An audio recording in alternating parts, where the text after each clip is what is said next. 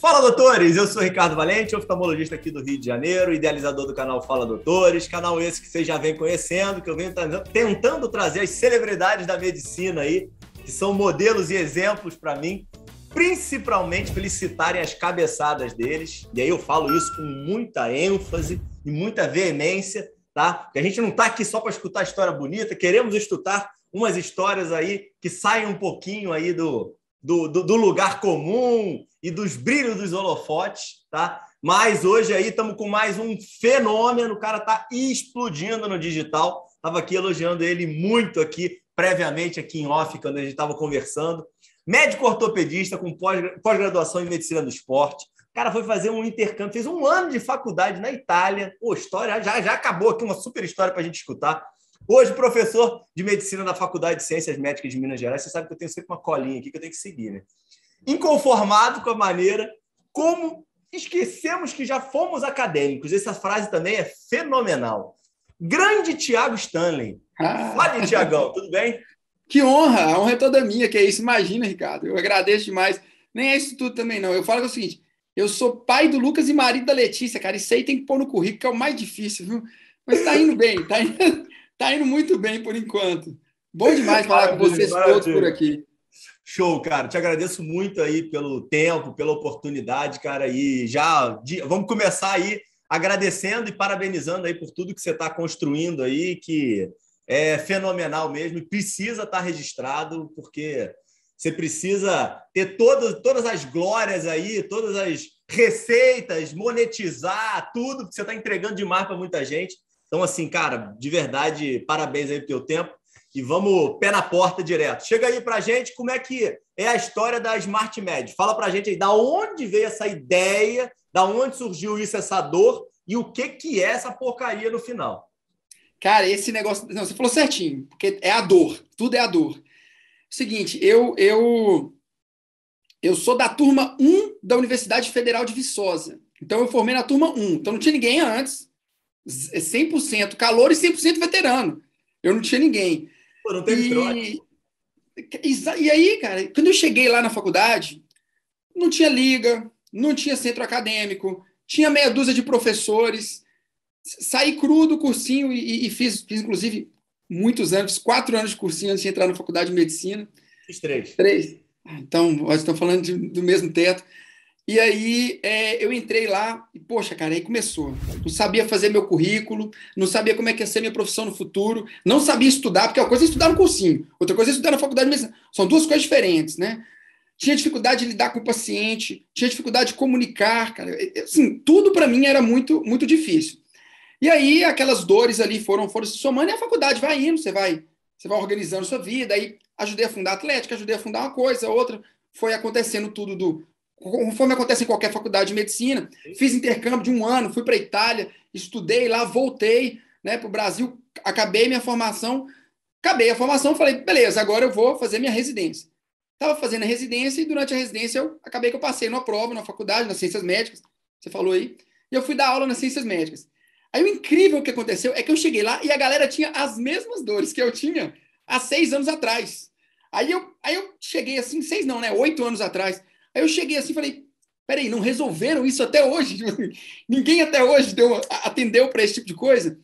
E aí eu comecei a conversar com a galera na faculdade de medicina e eles sempre, os últimos 10 minutos de aula, sempre os alunos me pegavam pelo braço e, professor, ensina para a gente aqui, está com uma dificuldade para estudar. Professor, a gente está com uma dificuldade para poder fazer nosso currículo. Professor, é isso tudo mesmo que falam? Assim, então, como é que eu lido com um coordenador de curso? Como é que eu lido com um colega? E essas coisas foram acontecendo e eu ia explicando. Quando eu vi, o pessoal estava formando grupos para a gente poder fazer discussões disso, extra classe. Aí uma aluna minha, como eu já te disse aqui no bastidor, a Luísa, chegou para mim e falou assim, professor, você precisa oferecer isso no Instagram. E aí foi lá em transição de 2020 para 2021, né? 2021 eu lancei realmente o Smart Med, que é uma plataforma toda digital, né? Onde existem módulos. Foi fevereiro de 2021. Vai fazer, dia 25 agora, vai fazer 1 ano de plataforma. Legal. É recente, é novo, assim. Uhum. E aí tem módulos lá dentro, são 13 módulos no total. e vai sendo recheado de aulas esses módulos. Então, lá dentro tem, por exemplo, como tem técnica de estudo, tem como lidar na faculdade de medicina com os diversos assuntos que aparecem, tem sobre atividade extracurricular, como montar currículo, tem como identificar, né, o seu tipo dentro da faculdade de medicina. Tem um módulo só sobre todas as especialidades médicas, todas as 55 especialidades médicas reconhecidas pelo Conselho Federal de Medicina, né? E cada uma delas explicando como é que funciona, o que que tem, quanto ganha, qual que é a média salarial, qual que é o tempo de trabalho, a dedicação daquela pessoa, né? E isso tudo foi se somando a uma visão, acho que até mais holística, vou dizer assim, de complementos, de leituras que eu venho fazendo, que eu fui estudando, e fui encaixando lá. Então, hoje, lá dentro da plataforma, virou um guia mesmo, um passo a passo, vamos dizer assim, um passo a passo para mostrar para o aluno o que ele vai enfrentar, o que vai ter lá dentro. Até porque uma das coisas que a gente estava até conversando aqui... Ela está pronta ou ela é viva? Você a plataforma é viva. Ela, tá alimentando... A plataforma é viva. O aluno, na hora que ele entra na plataforma, ele clica lá e tem um comece por aqui. E ele vai se guiando. Mas vamos supor que o aluno está com um problema, por exemplo... Tiago, eu estou com dificuldade de conseguir um intercâmbio. Tem um módulo lá que é intercâmbio. Às vezes ele pula, ele vai lá no intercâmbio, aí assiste. Hoje o módulo de intercâmbio tem 7 aulas. Ele assiste as 7 aulas e... então agora... então, assim, é bem vivo. Por exemplo, surgiu aí um módulo... Tinha um módulo que era Medicina EAD, né? Como você tira o melhor proveito das aulas que estão acontecendo online. E agora veio uma aula nova encaixando como voltar ao módulo, né, presencial. Então, é viva a plataforma. E os alunos têm grupos, eles discutem comigo, a gente conversa. Tem um Close Friends no Instagram, onde eu coloco casos clínicos do dia a dia, técnicas cirúrgicas, técnicas de comunicação com o paciente, notícia ruim, como você vai falar para o paciente, você tem uma cirurgia, como você mostra opções para ele. Enfim, essa plataforma foi crescendo e hoje tem uma galera lá de estudante, de alunos, e tem sido muito legal. Assim, nossa, tem sido muito bacana. Acaba que aconteceu uma coisa muito interessante, que no meio da criação dessa plataforma, muitos pais começaram a seguir o Instagram. Tinha, sei lá, eu tinha 1.000 seguidores, meus amigos, era 500, talvez 1.000 seguidores, e em um ano começou a aparecer muita gente, e muitos pais, olha, eu quero que meu filho faça isso, eu quero que meu filho veja isso, porque eu tomei um caminho um pouco diferente, vamos dizer assim, do modelo tradicional da medicina, e isso está lá no curso. Então, os alunos veem os dois lados da moeda, né? E aí trabalha uma coisa que a gente acabou de falar, que eu ia colocar agora, né? Que é a questão da expectativa. Eu acho que se você revela para a pessoa a realidade a qual ela vai estar inserida, né? José Ortega y Gasset diz muito isso, né? Eu sou eu e minhas circunstâncias. Meu espanhol é péssimo, tá? Mas eu sou eu e minhas circunstâncias, né? Então, quais são as circunstâncias? Você não é só você. Eu sou só o Ricardo. Beleza, você é o Ricardo aqui, né? Sim. Se a gente mudar suas circunstâncias, o Ricardo, ele adapta-se àquele meio e ele se torna uma pessoa diferente daquilo. Então, eu acho que se você mostra algumas circunstâncias pelas quais as pessoas vão passar, é possível que elas, com uma certa antecipação, consigam organizar mais ou menos a mente delas para ter uma faculdade, vamos dizer assim, mais leve, não é a minha intenção de jeito nenhum, mas uma faculdade mais organizada, consciente, pautada em possibilidades e principalmente, assim, na minha concepção, né, mais pé no chão, que eu acho que tá faltando um pouco, sabe?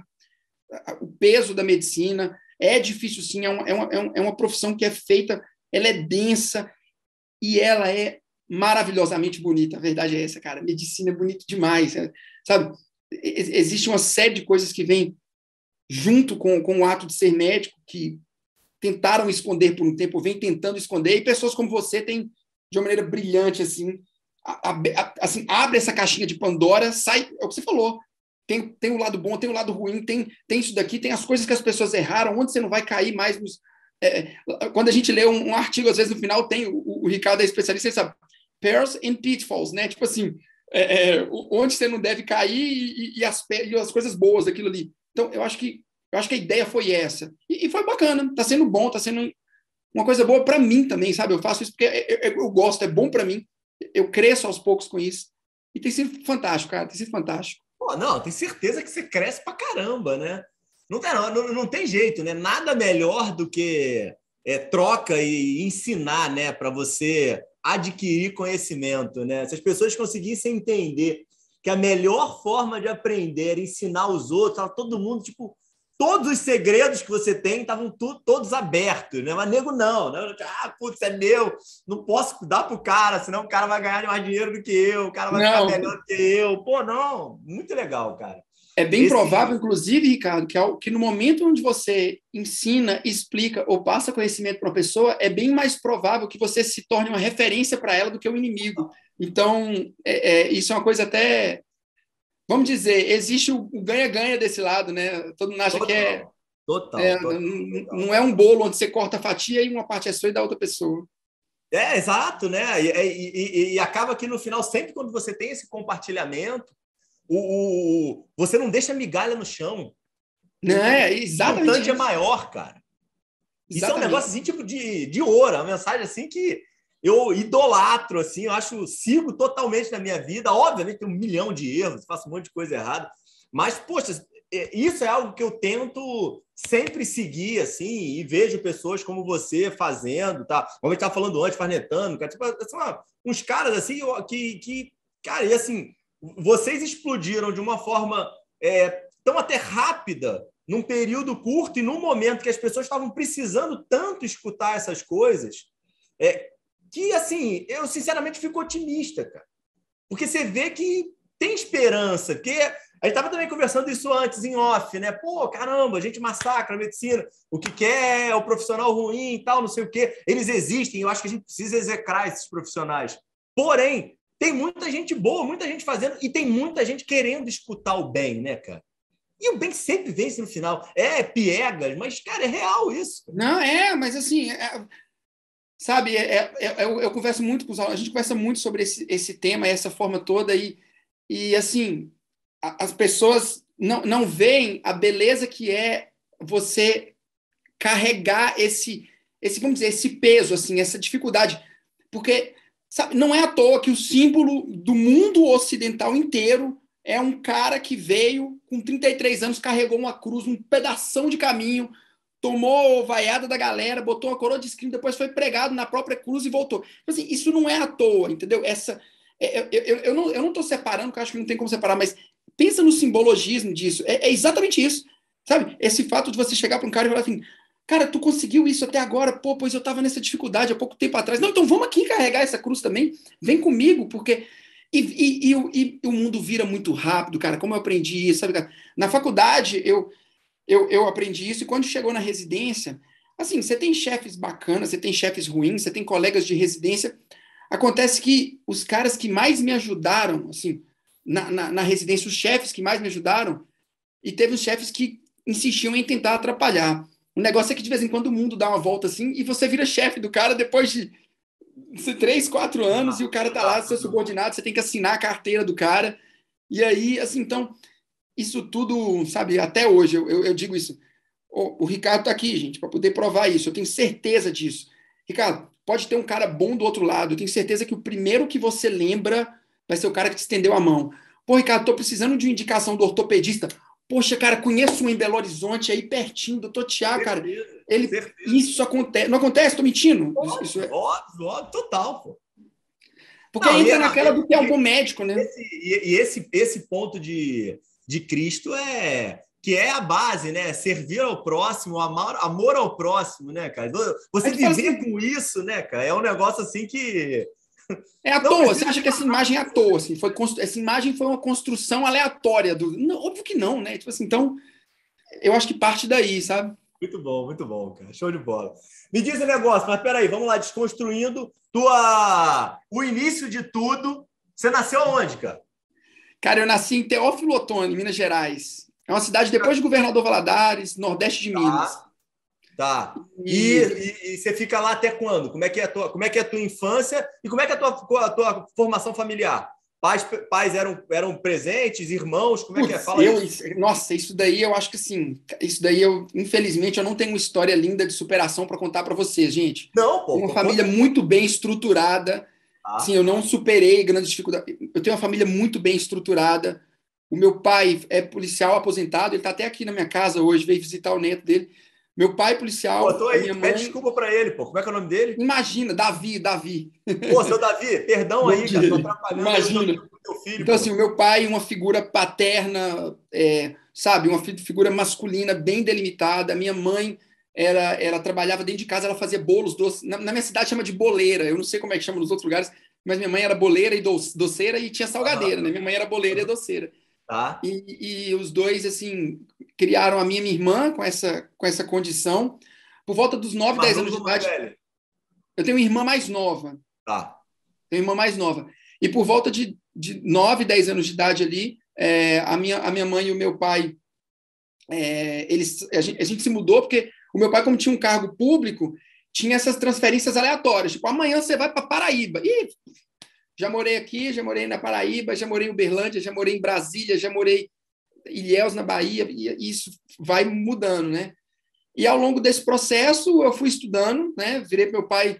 O meu pai fala que foi muito cedo até e não teve nenhuma influência deles, eles nunca falaram nada sobre. Eu falei, pai, quero ser médico. E a cena é bem engraçada. Eu era bem. Médico nenhum na família? Não, nenhum. Foi o primeiro médico da família. Tá, legal. E legal. E aí a galera, na época, meu pai falou: é isso que você... Meu pai sempre foi assim, sabe? É isso que você quer? É. Então tu vai estudar para fazer isso. Aí eu estudava e, assim, meu pai mantinha comida, eu dormia numa casa bacana, uma cama legal, eu sempre fui bem nutrido, eu não tive problemas nenhum disso, só que eu demorei muito tempo para passar, assim, uma coisa que ele deixou clara é que não, na época não tinha como ele pagar uma faculdade para mim, essa possibilidade não existia, Uma faculdade com o privada. salário de policial não dava, infelizmente não dava. E aí ele falou, ó, então você estuda até passar numa Tá. federal ou numa estadual, numa universidade pública. Público.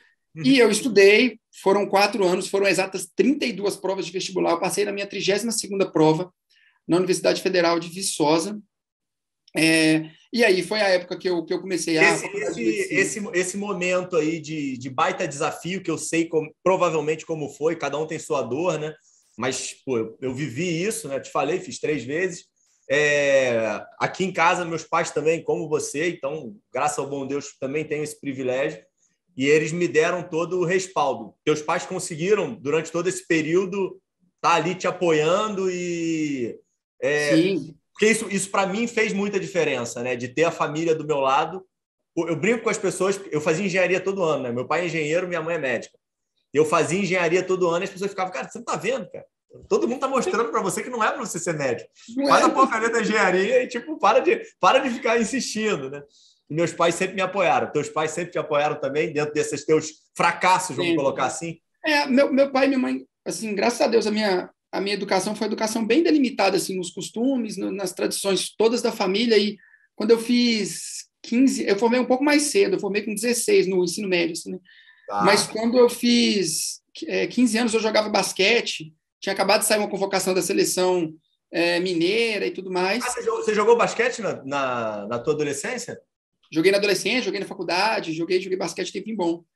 E aí chegou nesse momento, meu pai virou para mim e falou assim, cara, você joga bem, e para ser médico tem que estudar bem. Não vai dar certo você jogar basquete e estudar para medicina ao mesmo tempo. Porque no basquete, realmente, eram 3 treinos diários, mais academia e preparação física. Então, eu treinava umas 7 horas por dia de treino, fora recuperação muscular, tinha fisioterapia associada, tinha reabilitação. Então, assim, eu acordava às 5h30 da manhã para ir para o clube treinar e parava o treino, corria para a aula, assistia a aula, voltava para o clube, saía do clube 9h30 da noite, 10 horas, para poder dormir, acordar às 5h30. Meu pai falou assim, não é compatível. E você tem 3 dias e 3 noites para decidir. A parada foi essa. Tipo assim, 3 dias, 3 noites, você pensa e decide. E aí eu cheguei para o meu treinador, no final do tempo lá, e virei para ele, Guilherme, gente boníssima. Falei, professor Guilherme, é o seguinte, eu queria te agradecer por tudo que o senhor me deu até hoje, mas eu quero ser médico e não vai ser compatível para mim. Cara, ele me deu um abraço, assim, tipo de paizão mesmo, de feliz. Eu te apoio, o que você precisar e tal. E ele sabia da dificuldade que é para ser um atleta no Brasil, assim, todo mundo sabe. E aí eu falei assim, então vou estudar na faculdade de medicina. E aí começou a loucura dos estudos, cara. Até Pô, do monitor de curso caramba eu isso, hein, virei. cara? Isso daí é bom, hein, cara? Legal pra caramba. Em algum momento você percebeu que os esportes estavam te atrapalhando na questão dos estudos? Ou esse soco aí do teu pai, aí, essa porrada, foi boa para você se situar? Cara, eu sempre escutei muito meu pai, assim, ele realmente é uma figura que me direcionou, assim, durante toda a direciona até hoje, né? Mas me direcionou muito, assim, eu ia bem na escola, assim, era uma coisa tranquila para mim ir para a escola, eu ia bem, tirava boas notas, mas ele chegou para mim e falou assim, velho, a parada lá é concorrida, tipo assim, é um pouco diferente da escola. Quando eu passei Mas isso, você estava na escola quando ele falou isso? Eu estava no terceiro ano, eu estava do segundo para o terceiro ano, estava na transição do segundo para o terceiro ano. Tinha 15 anos, tinha entendi. 15 anos, 14 para 15. E ele falou isso comigo, falou, ó, tem 3 dias, 3 noites para decidir. Por quê? E ele virou para mim e falou assim, uma coisa muito interessante. Você não ficou puto, cara? Não, ele falou uma coisa muito interessante para mim, Ricardo. Ele virou para mim e falou o seguinte, filho, se você quiser ser jogador de basquete, a gente vai investir tudo que tem, o que possível e não possível você. Só que você vai dormir 8 horas por dia, você vai treinar de madrugada, você vai treinar à noite, você vai comer na hora certa, você vai dormir na hora certa, você vai tomar o suplemento certo, você vai fazer o treino certo, você vai suar, você vai chorar de... Entendeu? Aí eu falei, entendi. Se você quiser medicina, a gente vai dar tudo que você pode. Você vai dormir na hora certa, você vai comer na hora certa. Então, assim, ele falou, quer ser jogador de basquete? A gente vai batalhar para te dar o melhor tênis. Quer ser médico? A gente vai tentar batalhar para te dar o melhor cursinho para você passar. Então, assim, ele me deu essa possibilidade de maneira muito clara, sabe? E foi muito bonito isso, e a decisão foi minha. Então, assim, isso eu não poderia colocar a culpa no meu pai, né? Quando eu fiz 15 anos, meu pai falou para eu largar tudo. Não, eu escolhi. E chegou nesse ponto. Tanto, Ricardo, tem até uma história que você cabe contar? Dá para contar? A gente tem tudo, cara. Não, cara, dá o que você quiser aqui. Ricardo, quando eu estava no terceiro ano já prestando, cara, eu comecei a entrar em paranoia. Eu falei assim, não vou passar nessa parada. Eu ia para a segunda fase da Federal de Uberlândia, da Federal do Triângulo Mineiro, ia fazer segunda fase de outras faculdades, e não passava, cara, e assim, ficava por 3 na lista de chamada, ficava por 2, ficava por 5. Aí eu falei assim, cara, quer saber? Fui lá e fiz escondido uma inscrição no concurso da polícia, cara. Olha a minha ideia. Pô, meu pai e tal. Aí eu cheguei para ele, né? Aí, ô pai, fiz inscrição nesse concurso aqui da polícia e tal. Aí ele falou, senta aí no sofá. Cara, ele foi lá dentro, pegou um colete dele, de policial. Cara, ele me deu um sabão, mas ele, daqueles de você chorar, assim, sabe? Porque assim, eu não criei você para isso e tudo mais, e me descascou. Mas o mais interessante é que ele ama a polícia. Meu pai ama, hoje ele é aposentado, mas ele amou a polícia, assim, de uma forma... Uhum. Meu pai é aquele policial que dá gosto de você ver ele, sabe? E naquele momento eu não entendi, eu achei que meu pai não gostava da polícia. Aí, anos depois, ele me contou. Ele falou, cara, eu falei aquilo tudo, mas eu amo polícia, eu acho que você seria um bom policial. Esse é o problema. Você falou para mim, você escolheu que ia ser médico, e no meio do caminho você desistiu. Você não estava fazendo o curso de a preparação para medicina e falou o seguinte, acho que eu sinto no meu coração a vontade de ser policial. Você entendeu o que eu estou falando, Ricardo? Tem uma vontade no meu coração de ser policial. Aí tudo bem. Aí não tem como, cara. Aí você tem que direcionar para aquilo. Agora, você desistir porque não passou, mas eu tomei um sabãozão, assim, que ele me contar de tiroteio, de não sei o quê, de bandido. E aí, cara, depois desse dia... Meu pai é ídolo, pô. Meu pai é ídolo, velho. E aí eu dei um gás e passei, cara. Foi o semestre seguinte, foi o semestre que eu passei, assim. E foi uma loucura, assim. Eu falo que eu vi meu pai chorar 2 vezes na vida. Meu avô faleceu e no dia que eu passei no vestibular de medicina. Foram os 2 dias que eu vi ele chorar, assim. Foi bem bacana. Não é legal, né? Quando é uma conquista coletiva da família, né? E assim, super coletivo. Trabalho... Aí, a necessidade, Ricardo, de eu dar para o meu filho toda a estrutura que eu puder, sabe? Eu acho que, no mínimo, eu tenho que ser igual ao meu pai. Oi? Teu filho tá com que idade? 1 ano. Pô, caraca. Você tá perdido, cara. Cuidado com essa pressão aí, cara. Teu pai é um sarrafo muito alto, cara. Sarrafo do meu pai. Vai mais leve, cara. Vai mais leve, cara. Não sei não. Vai que você vai chegar... Meu pai tem algumas frases muito boas, mas tem uma que ele diz o seguinte, eu chegava para ele assim, pô, tirei um 10 na prova. Pai, tirei 10 na prova. Ele falava para mim assim, não fez mais que sua obrigação. E eu ria daquilo. No começo eu ficava muito bravo, muito puto, né? Pô, não fiz mais que minha obrigação. depois de passar um tempo assim que a gente entende o que ele estava fazendo, o que ele estava criando em mim, a cultura que ele estava formando, e ele sempre me falou isso assim, e foi muito bom, foi muito bom. Não, muito legal. Beleza, aí período de faculdade.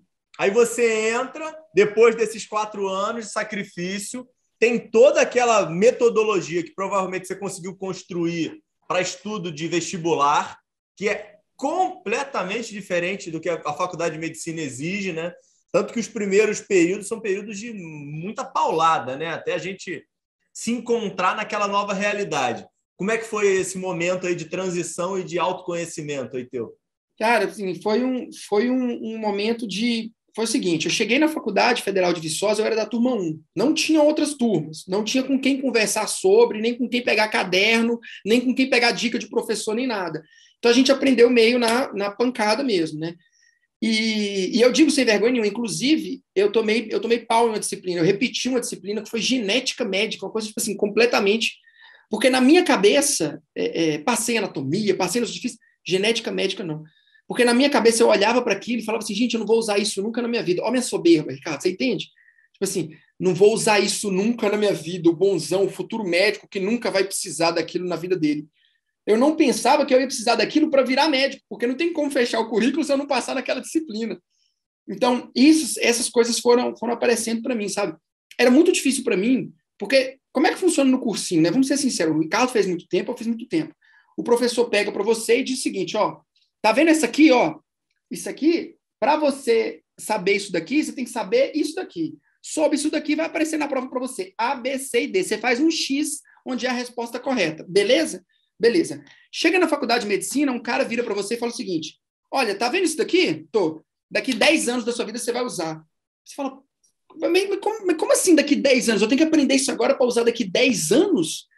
Então, isso me tirou do equilíbrio, do eixo, cara. Pô, você virar para um molecão de 20 anos e falar o seguinte, cara, sabe quando você vira para o seu filho e fala o seguinte, calma que um dia você vai entender. Putz, frase chata, né, velho?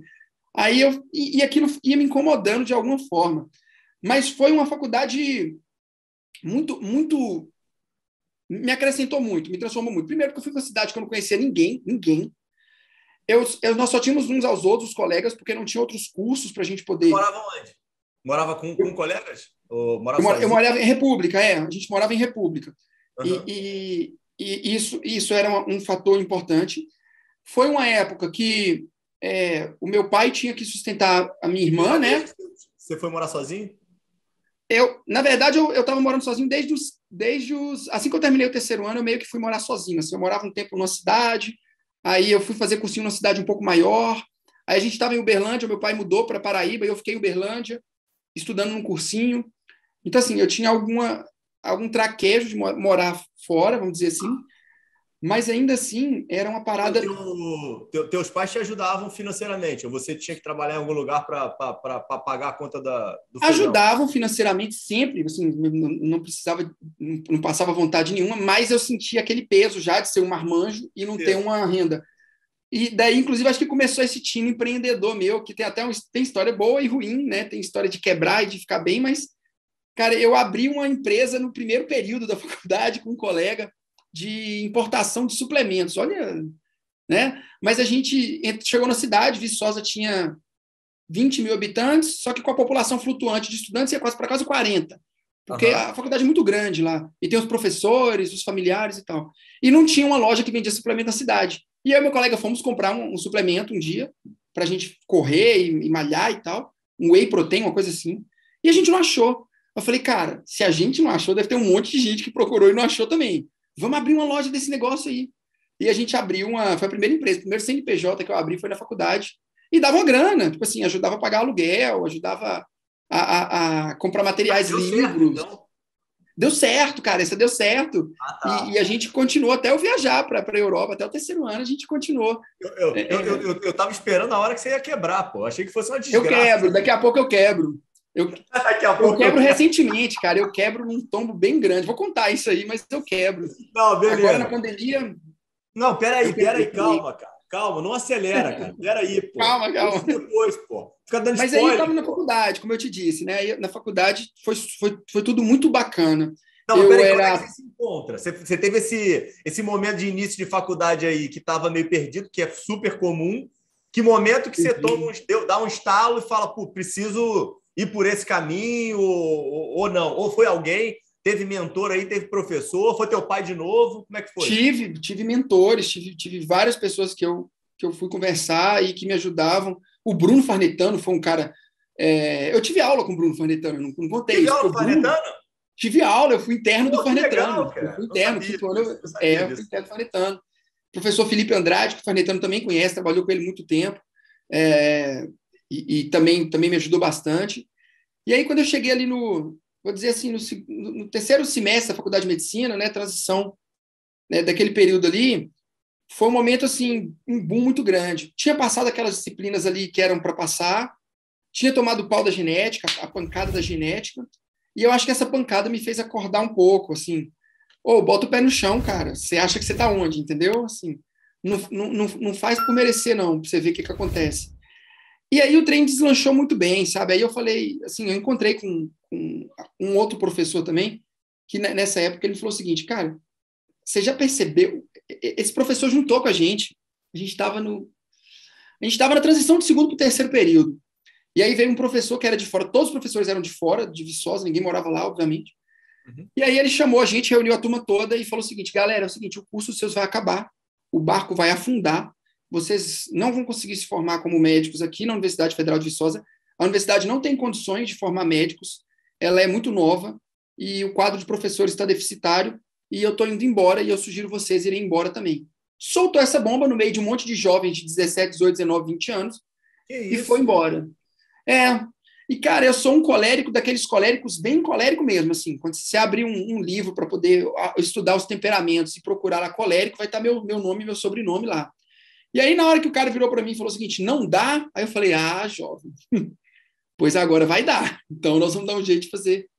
E, velho, a turma deslanchou. Pra você ter ideia, a gente tirou o primeiro lugar no ENAD geral, assim, no final da faculdade, do Brasil inteiro. Todo mundo estudou para isso, a galera se juntou. Fundamos centro acadêmico, fundamos liga, fundamos atlética, fomos criando coisas assim, uma atrás da outra. Fomos no Ministério da Saúde, conseguimos PET Saúde para a faculdade, fomos bolsistas, todo mundo. A turma toda tinha bolsa e virou uma família aquilo ali, e aí a gente começou a crescer muito junto. E Eu brinco que qual era a deficiência, Thiago? Qual era o problema futuro aí que vocês tiveram que contornar? 6 professores. A gente tinha uma faculdade inteira de medicina sustentada por 6 professores na cátedra básica, né, das disciplinas básicas. A gente não tinha um prédio ainda estabelecido, a gente usava, por exemplo, a anatomia, a gente já usava da educação física, porque não tinha ainda os cadáveres, as peças anatômicas para a gente estudar. Fisiologia, a gente usava da biologia. Cara, o FV hoje figura entre uma das maiores universidades federais, um dos melhores cursos de medicina do país, não tenho dúvida nenhuma para falar isso. Saíram excelentes médicos de lá, mas rolou esse clima na época, essa dificuldade toda. E o cara foi embora mesmo? O cara foi embora, o cara vazou mesmo. Obviamente que a gente não precisa citar nomes, mas tipo, pô, sabe, esse é o lado das pessoas que, sabe, não contribui e bota com a imagem da medicina como um todo lá para baixo, sabe? E precisa ser citado isso, sabe? Infelizmente, não dá para a gente ficar num mundo de fantasia, numa Alice da vida, de que tudo é uma maravilha, que só tem profissional bom, que a gente tem que seguir, é só entrar na medicina que você vai ser feliz, né? Então, assim, isso aqui é bom, mas por outro lado, a gente consegue virar o pensamento de é só a gente botar para quebrar, né? Vamos fazer o nosso e vamos. Hoje eu estou muito lendo o Diário Estoico, né? Então a filosofia estoica é muito isso, né, cara? Para de ficar pensando e reclamando dos outros, né? Faz o que você pode fazer, que com certeza vai ser melhor do que você tem hoje, né? Não, com certeza. Tem meditações do Marco Aurélio aqui, com certeza depois você vai acabar caindo nisso daí, ou se gostar do assunto, vai cair lá. Mas essa visão é o que fez, é o que funciona. Hoje, lá no curso do Smart Med, por exemplo, os alunos viram para mim e falaram assim, professor, como é que você sabe como que abre uma liga acadêmica? Eu falo, porque eu tive que abrir uma, porque não tinha ninguém. Perfeito. Como você fez para poder fazer seu intercâmbio? Eu mandei carta, saí mandando carta. Você me aceita, você me aceita, você me aceita. Então, esse tipo de coisa funcionou muito bem comigo. Eu falo para a galera, olha, funcionou comigo, talvez se você replicar isso da sua forma na sua faculdade, funcione com você também. E isso aconteceu num momento bem... Sabe, o cara virou para a gente e falou o seguinte, galera, o navio está afundando, eu estou pulando, tchau, vocês ficam aí. E todo mundo... Porque, sabe... E aí a gente falou, ó, se o cara não vai lutar... Eram 6, o cara saiu, ficaram 5. Vamos lutar para esses outros professores. E a gente lotava banca, para você ter ideia. Ah, vai ter uma banca para poder avaliar um professor novo que vai vir para a universidade. A gente virava para o professor do dia e falava assim, professor, hoje nós vamos todo mundo assistir a aula da banca. Tem como o senhor acabar a aula um pouco mais cedo? Tem. A gente ia todo mundo assistir a aula da banca, aplaudir o cara, ia lá depois convidava, falava, ó, a universidade é isso, no que precisar a gente pode ajudar. Eu tenho muito orgulho de falar isso, Ricardo. Eu jantava na casa dos meus professores, os meus professores jantavam na minha casa, almoçavam na minha república, e a gente ia na casa... E a gente discutia problemas, e eles atendiam a gente no consultório quando precisava, e a gente só indicava eles, indica até hoje. Então, a gente construiu uma coisa bem legal durante esse período de faculdade. E daí em diante foi uma subida muito agradável a minha faculdade, assim. Eu nunca fui o primeiro da turma, negócio de nota, assim, sempre me mantive acima da média, porque era a minha obrigação, é o mínimo que eu posso fazer, né? E isso foi muito bem, até que veio um fator divisor de águas muito grande, que foi o intercâmbio. Cara, o intercâmbio mudou Da onde muito. veio esse intercâmbio, cara? Então, Quem te foi. falou para fazer intercâmbio, cara? Onde é que você Quem me viu? falou? Você viu isso no seriado, cara? Você viu o Do House? seriado. Cara, em 2006, 2006 eu estava no ensino médio, e aí todos os meus colegas faziam inglês. Eles faziam aula de inglês. E eu, aquelas coisas de adolescente, de querer fazer uma coisa diferente, só que eu nunca fui um adolescente rebelde, a verdade é essa, mas eu queria fazer diferente. E eu falei, cara, não vou fazer inglês, vou fazer italiano. Aí o meu pai, italiano, velho? Vou fazer italiano. Pai, não, beleza. Achou uma escola lá de italiano, com uma professora, um centro educacional que tinha aula de italiano também, tipo aqueles que têm 10 línguas, inglês, italiano, francês, alemão. E eu entrei na aula de italiano, fiz italiano por 3 semestres, né? Total, um ano e meio ali. Fiz o A1, o A2 e o B1. Aí fiz o italiano e a vida seguiu. Nunca mais eu falei, fiquei com aquilo guardado para mim, não se usa o italiano no dia a dia, né? E quando chegou na faculdade, eu lembro que quando chegou no terceiro ano, eu via muita gente dos outros cursos fazendo intercâmbio. Ou um cara da EFI, né, que é Educação Física, voltou da França. Ou o menino da engenharia voltou de Dublin, estava na Irlanda, lá em Dublin, e voltou. E eu vi aquilo tudo, porque como só tinha gente no curso, né, a gente fazia amizade com o pessoal de fora, porque meus amigos eram todos engenheiros, geógrafo, historiador. Oi? Quantos alunos tinham na tua turma? Entraram 50, formaram 47, se eu não me engano. Uhum. Primeira turma. E aí, nesse tudo, eu falava, cara, como é que faz esse intercâmbio? Aí eu fui na direção da universidade e eles falaram, olha, a gente não tem nenhuma parceria de medicina porque vocês são da primeira turma. Lógico. Aí eu sentei a bunda na cadeira e escrevi no Google como fazer um intercâmbio. E aí apareceram vários intercâmbios abertos, assim, bolsa disponível para jovens do Brasil, não sei aonde. Eu escrevi uma carta e mandava. Bolsa disponível, não sei aonde. Quando chegou na quinta carta, eu falei assim, quer saber? Eu não vou ver onde está mais disponível, não. Vou sair pedindo. E eu fui elaborando carta. Deu 17 cartas, enviei todas, né? Para a França. Aí, resumindo a história... Carta era e-mail ou era por carta de papel mesmo? É letter, né? Mas é e-mail, mas é em formato de carta, assim, né? Não, beleza. Todo o protocolo da carta. Anexava currículo e tudo mais.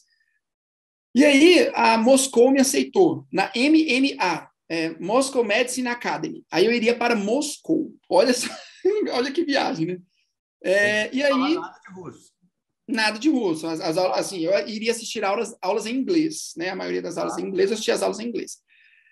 E aí, nessa de ir para lá e para cá, eu conheci o DTI, que é o centro da minha universidade que lida só com relações internacionais. E eu conheci a moça lá de dentro, nessa de levar a carta para ela poder carimbar, para eu mandar para escanear e mandar, né? A mulher ficou, esse cara é maluco, vou ajudar ele.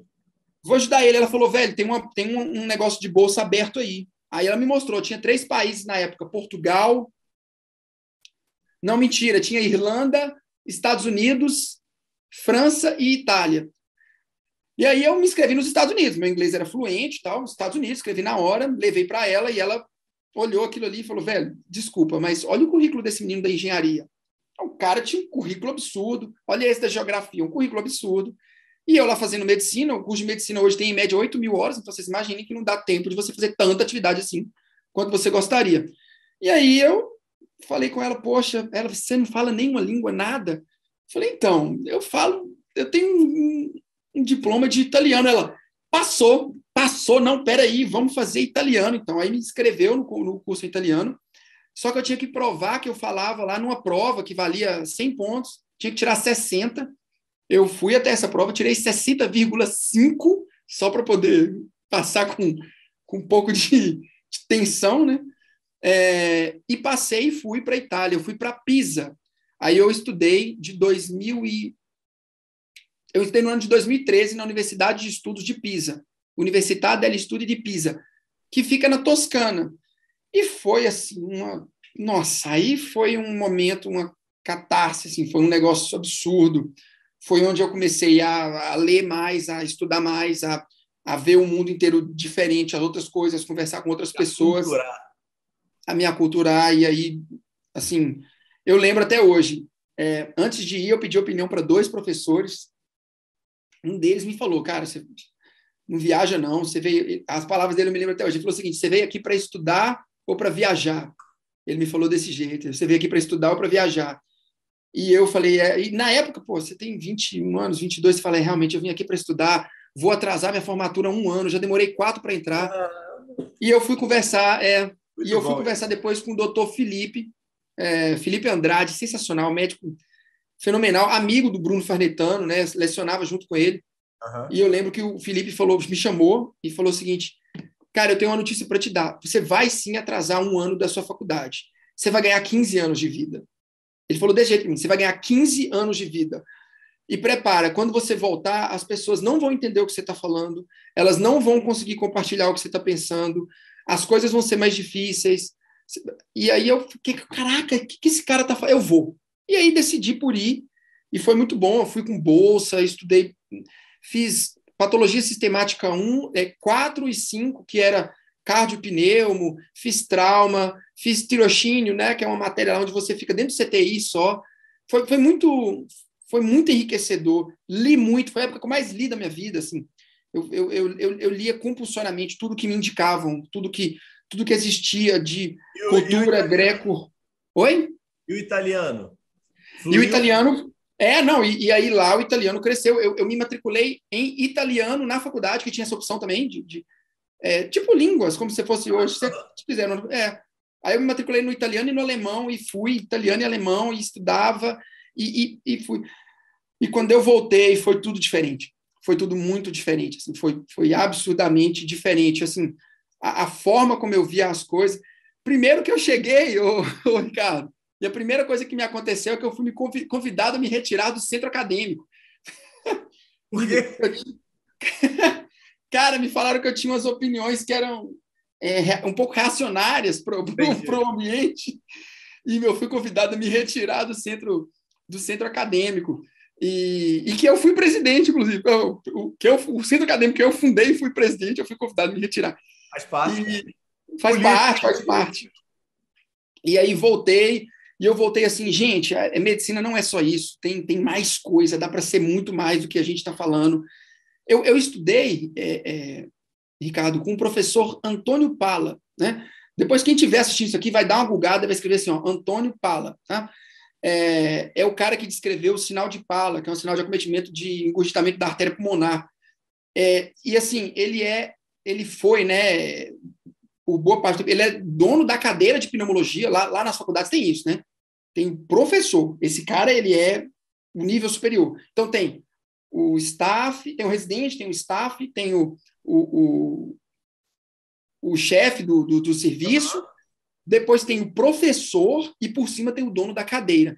Então, assim, o aluno não conversa com o professor, pra você ter uma ideia. Ele passa caso para o staff, assim, lá é muito ordenado isso. E aí eu tive aula com esse cara e assim, acontece isso que eu te falei, sabe? Eu cheguei na Itália, a primeira coisa que eu assustei, as coisas não começam às 7 horas da manhã lá, as coisas começam às 9 horas da manhã. Isso é assustador, né, cara? Isso explode um pouco, né? Então eu ia para a faculdade às 6h30, igual eu sempre fui na minha vida, e chegava lá e eu achava esquisito, não tinha ninguém e tal. E acabava que eu chegava lá mais cedo e aí via alguém fazendo alguma coisa. Tipo, alguém... Tinha um senhor lá muito interessante, ele rodava elétrico dos pacientes todo dia de manhã. Então ele passava no CTI de cardio, fazendo elétrico para todo mundo às 7 horas da manhã. Como eu estava lá, como não tinha nada para fazer, ia fazer eletro junto com ele. Então ajudava ele a fazer eletro. Depois o pessoal que colhia gasometria arterial. Eram 2 coletas diárias para determinados pacientes. Ia fazer gasometria arterial. Então eu sempre estava me ocupando alguma coisa. E aí aquele, né, audaces fortuna juvat, né? A sorte favorece os audaciosos. Numa dessas, o professor estava fazendo a corrida de leito, então ficava o professor, depois os chefes de serviço, depois uma camada de staffs, depois os residentes e lá atrás os internos, os acadêmicos, de uma forma geral, eu, né, o brasileiro, lá no final. E aí aconteceu alguma coisa e falaram assim, beleza, cadê o eletro desse paciente? E aí rolou aquele clima tenso, aí o staff olhou para o residente, o residente naquela correria toda e assim... não é uma coisa... Aí eu vi aquilo tudo lá, aí eu sabia o lugar, aí fui lá no quartinho, busquei o eletro, trouxe, colei no paciente, rodei o eletro, e eu olhei e tava todo mundo assim, tipo, o que esse menino tá fazendo? De jaleco, colando os eletros e tal, fazendo tudo, rodei o eletro, tirei, pedi o senhor para ficar quieto, tirar os metais do bolso, entreguei para ele, assim, eu não sabia que tinha essa pompa toda, né? E aí rolou um momento assim, o cara falou, como é que é seu nome? Eu falei, Tiago. E o que você está fazendo aqui? Eu falei, não, eu estou fazendo intercâmbio, eu vim do Brasil. Aí ele, tá. E isso tudo que você fez hoje aqui foi por quê? Eu falei, não, é porque eu vim mais cedo, eu já conheço o Antônio lá, que faz os eletros e tal, e eu venho aqui mais cedo. Aí ele falou assim, e isso no Brasil é uma coisa comum para vocês? Aí eu fiquei nervoso, eu achei que ele ia bater, né? Aí eu falei assim, não, é porque desculpa. Eu falei assim, desculpa, eu fui lá para trás e tal. Eu falei, perdi meu intercâmbio, vou mandar de volta. E aí ele pregou um puta sermão, falando, tá vendo, vocês têm que ser mais proativos, vocês têm que fazer as coisas e tal. Me convidou para jantar, e eu fui jantar com o cara, e aí me convidou para um congresso de pneuma, aí eu fui junto. E aí começou a conversar sobre coisas, aleatoriedades da vida. No final, na volta, ele me fez uma carta maravilhosa de recomendação, que eu guardo com muito carinho até hoje, do que eu fiz lá, de como foi bom esse período acadêmico.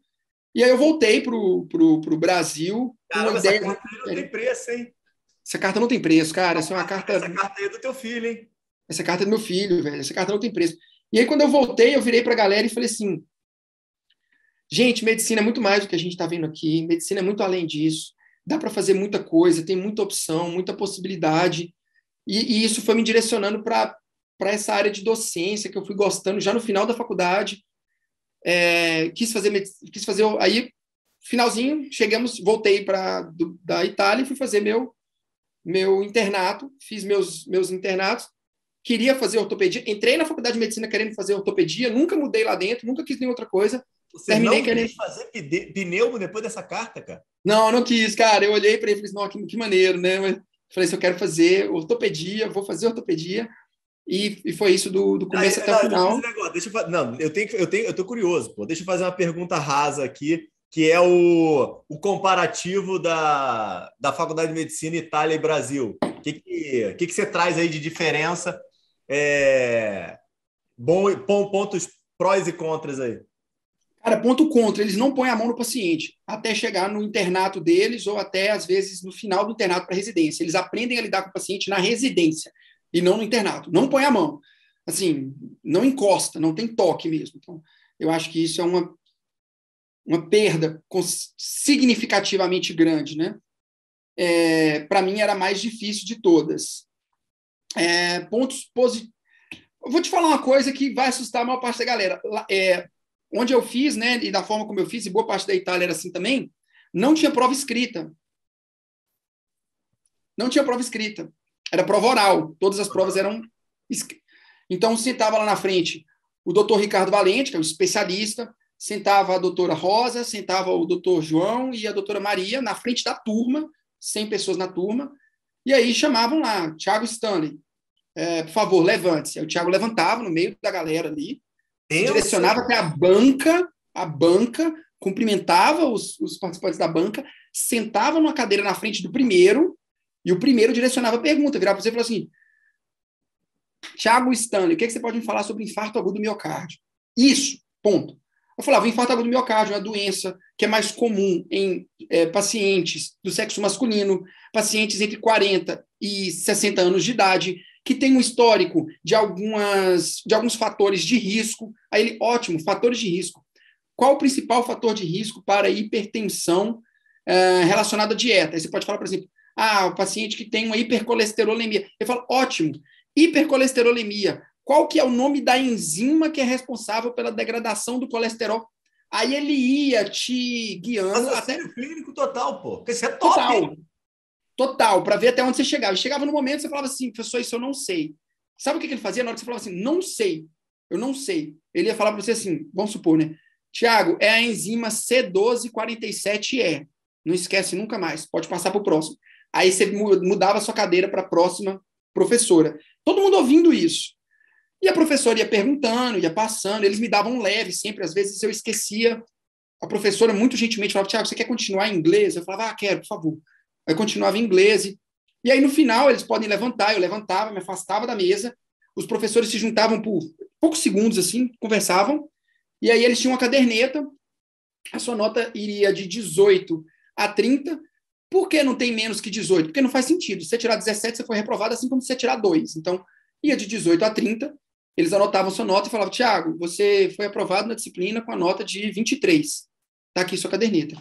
A turma aplaudia, você sentava e vinha o próximo aluno para ser perguntado. E o reprovado? O reprovado, ele poderia fazer... É porque lá não tem... Não, Ricardo, o primeiro constrangimento desse momento. Você deve ter acompanhado algum evento desse. Eu não consegui. Eles falavam, Thiago, olha, infelizmente você não alcançou, mas as provas você poderia marcar a prova fazer quando você quisesse. Então é o seguinte, uma coisa era fazer a disciplina, outra coisa era fazer as provas da disciplina. A maioria não tinham conexão entre elas, entendeu?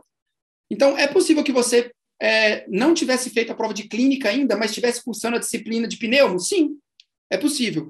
Mas para formar você tem que fazer elas, entendeu?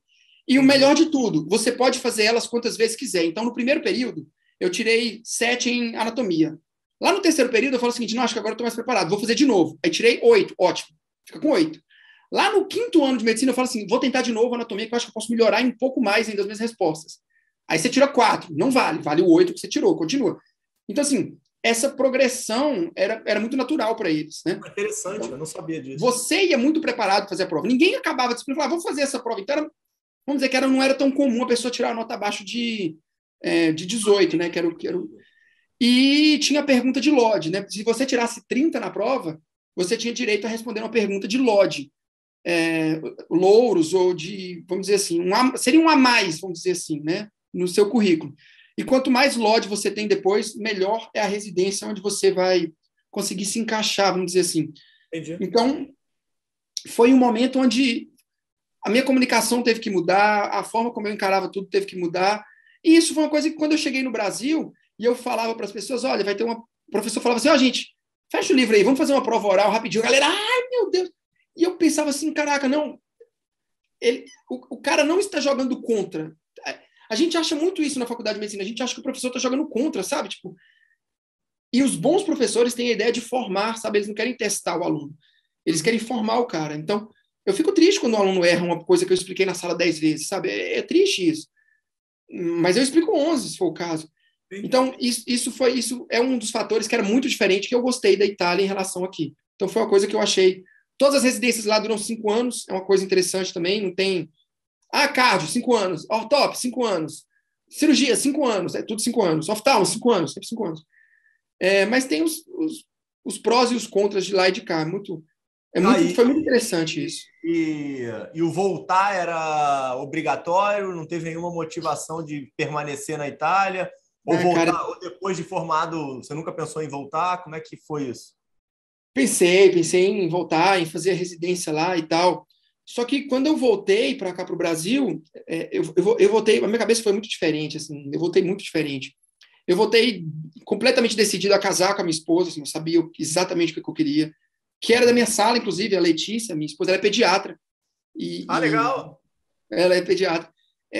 Na verdade, hoje ela não atua como pediatra. Eu falo que ela é exclusiva do Lucas, porque depois que o Lucas nasceu, ela direcionou a vida dela completamente para cuidar, zelar e organizar a criação do Lucas e da minha casa. Então, assim, a Letícia, ela hoje é pediatra só minha, assim, exclusiva.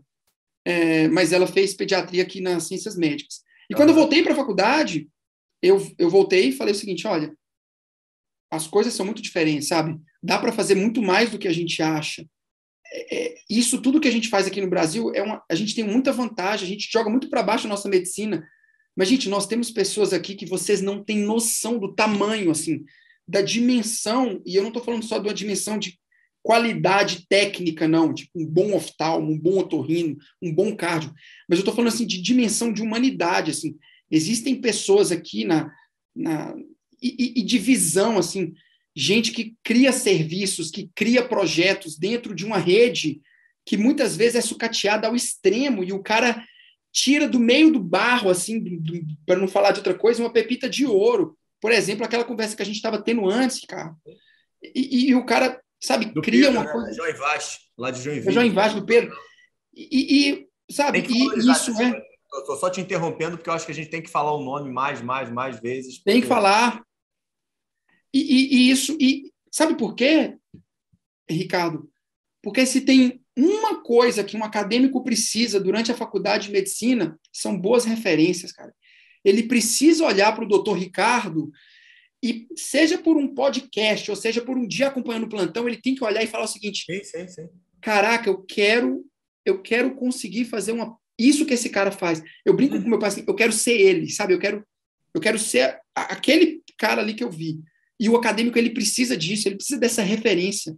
Ele precisa segurar, olhar e falar o seguinte, nossa, eu quero muito imitar essa pessoa nesse ponto, sabe?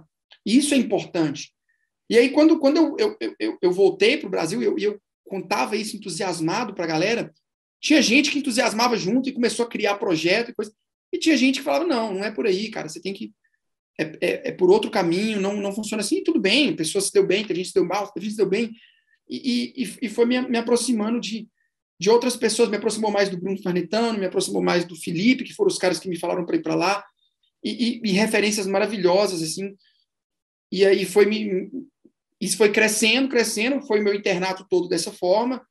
E aí volta na ortopedia que eu te interrompi, para você falar do comparativo Brasil e Itália. Você estava já adentrando já na questão da residência e tudo mais, e eu te tirei teu raciocínio. E aí acabou o internato, falei, quero residência, vou prestar. Eu passei, na época, tinha cursinho para isso, eu fiz o cursinho lá, estudei, e passei pedi a mão da minha esposa em casamento no dia da formatura, subi lá no palco, paguei mó mico. Vocês formaram juntos?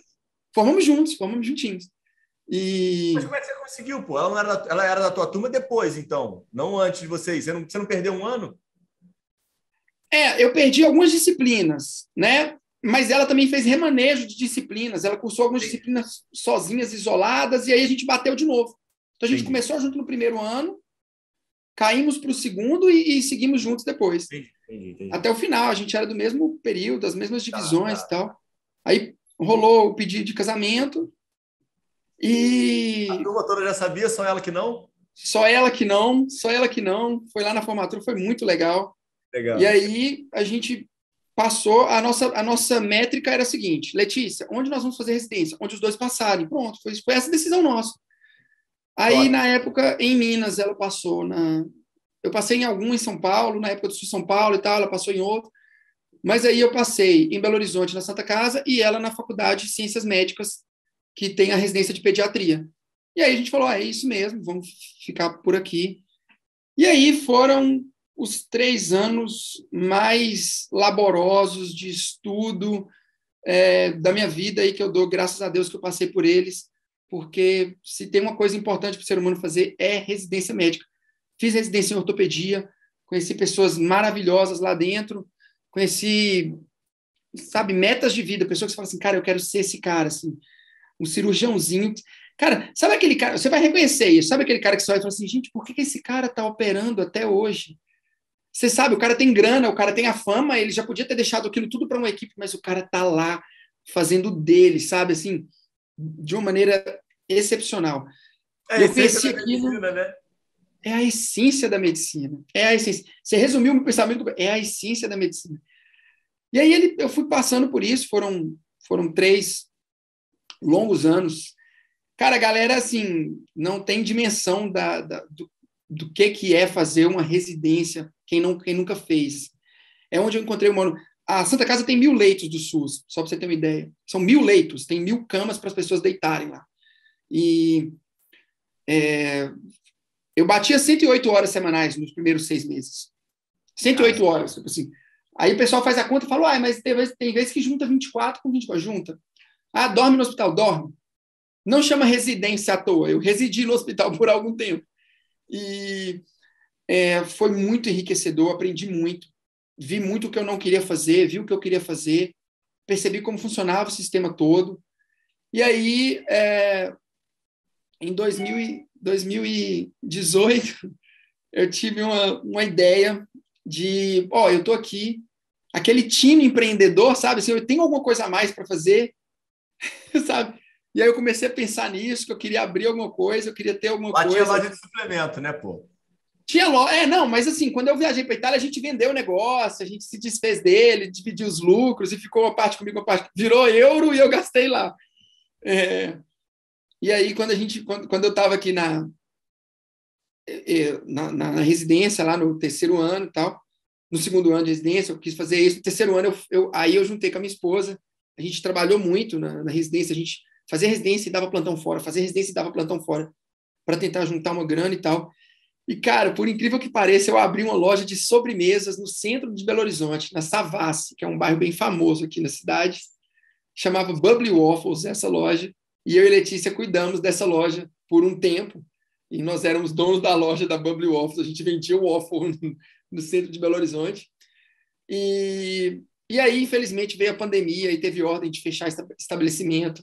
Não tinha opção de entrega para a gente, porque nossa... Até a pandemia, vocês abriram em 2018? A gente abriu mesmo em 2019. Mas o negócio deu certo em 2019? Eu tinha 7 funcionários, cara. Putz, que roubada! Eu mandei 7 mães de família para casa. Isso dói de falar até hoje. 2019 foi um ano muito ímpar, cara. 2019 foi um ano muito ímpar, assim. A gente abriu o negócio. Eu morava em BH nessa época. A residência estava para acabar, já estava no fim ali, né? Faltava poucos meses de residência. E eu era plantonista da cidade de Brumadinho, que é a cidade que eu sou plantonista hoje. Na época eu atendia, eu fazia urgência e emergência, né? Clínica, nunca saiu de mim. Eu adoro clínica, adoro estudar clínica. Fui professor de semiologia durante a minha estadia, o início nas ciências médicas. Eu dava aula de semiologia. Gosto muito, muito mesmo. E aí, cara, eu vim para Brumadinho, velho. E aí, 2019, velho, foi um ano assim, para ser mais específico, dia 25 de janeiro de 2019, cara. Eu estava de plantão e foi um negócio de louco, cara. Foi o acidente que teve aqui em Brumadinho e foi assim, foi um divisor de águas gigantesco na minha vida, assim.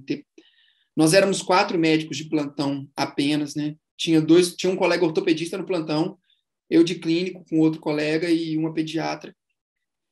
E, cara, foi um negócio de louco, velho. Foi assim... Eu estava no João 23, no meio-dia. O acidente, se eu não me engano, cara, foi meio-dia e meio, meio-dia e 20, uma coisa assim. Uhum. E aí tocaram sirene vermelha no João 23. Para quem fez residência em cidade, hospital grande, sabe o que é uma onda vermelha, o que é código de alerta e tudo mais. Rolou isso e eu desloquei para Brumadinho e cheguei aqui. E, velho, foi o momento mais tenso, mais grandioso que eu já passei na medicina, mas o momento mais difícil, mais triste. As coisas que eu vivi ali, eu espero não ver nunca mais. Estava te falando sobre isso. Até antes da gente começar a conversar aqui. Foi assim, é por isso que eu falo assim, medicina é diferente, cara. Assim, não dá para fazer medicina pensando exclusivamente em determinados pontos, sabe? Aquela conversa que a gente estava tendo. Apesar das perdas, você conseguiu ajudar muita gente, Thiago? Cara, a gente o que aconteceu, né? Assim, eu não sei, Ricardo, como é que a gente tem um tempo para conversar aqui? Tá tranquilo, assim, a gente pode... Não tem tempo. Relaxa. Gente, relaxa, abstrai. Pode Tá. ir, pode ir. Qualquer coisa você faz uma edição bacana depois, mas é o seguinte, velho, o que aconteceu? Deram um sinal pra gente, a Defesa Civil chegou e falou o seguinte, olha, foi um acidente, provavelmente deve ter cerca de 400 pessoas no acidente.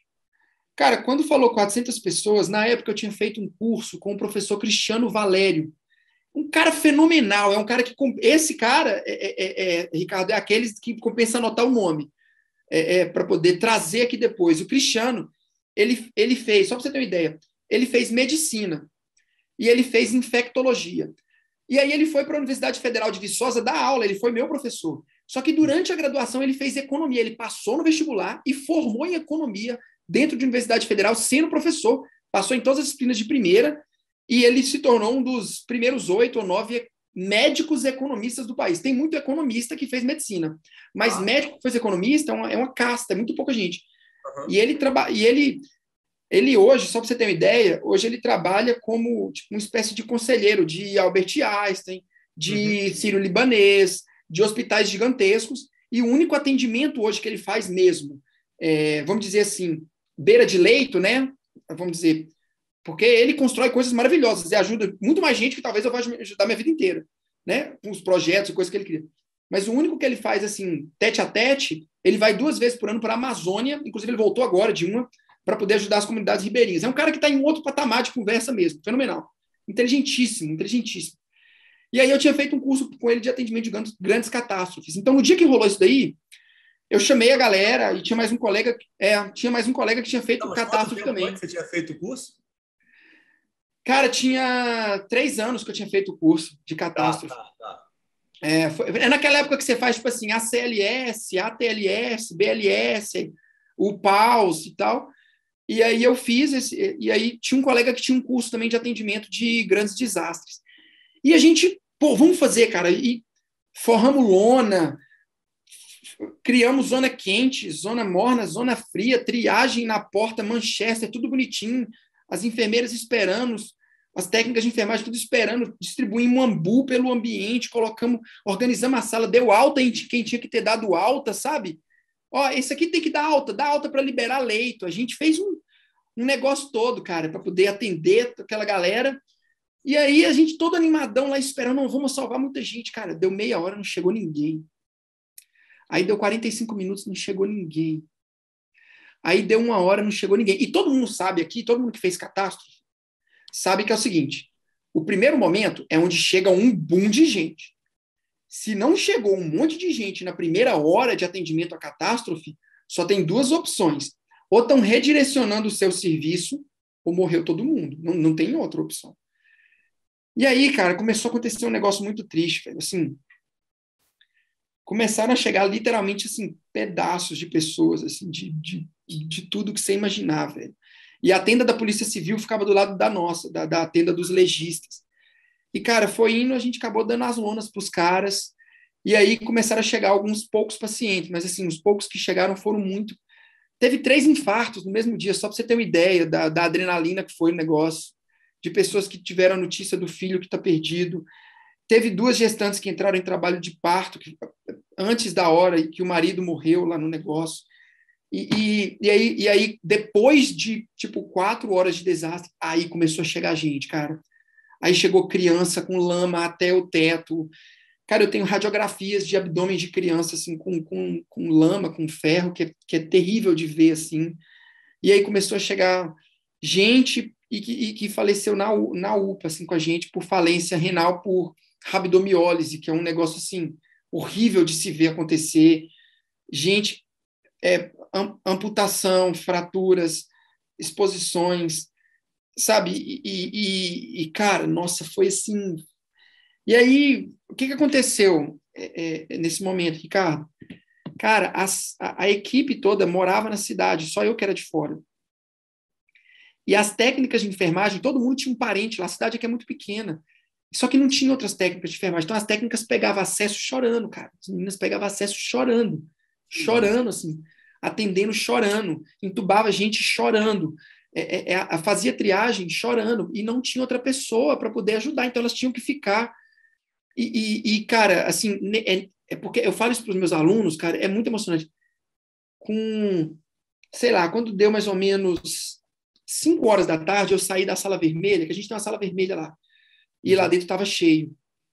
E eu saí da sala vermelha e cheguei no corredor e tinha um banquinho de madeira que ficava na contraparede da UPA, e tinha cinco pessoas sentadas, muito bem vestidas. Uma moça mais jovem, uma senhora, talvez de meia idade ali, dois mais idosos, assim, vou dizer, 65 para 70 anos, e um rapaz novo na outra ponta. E aí eu saí lá, vi eles ali sentados, olhando para mim, aí eles me viram, levantaram, aí eu passei direto, fui fazer outra coisa. Quando eu voltei, eles levantaram de novo, aí eu passei lá rapidinho naquela correria e falei, que foi, gente? Vocês estão precisando de notícia de alguém, alguma coisa assim e tal? Aí a moça virou para mim e falou assim, não,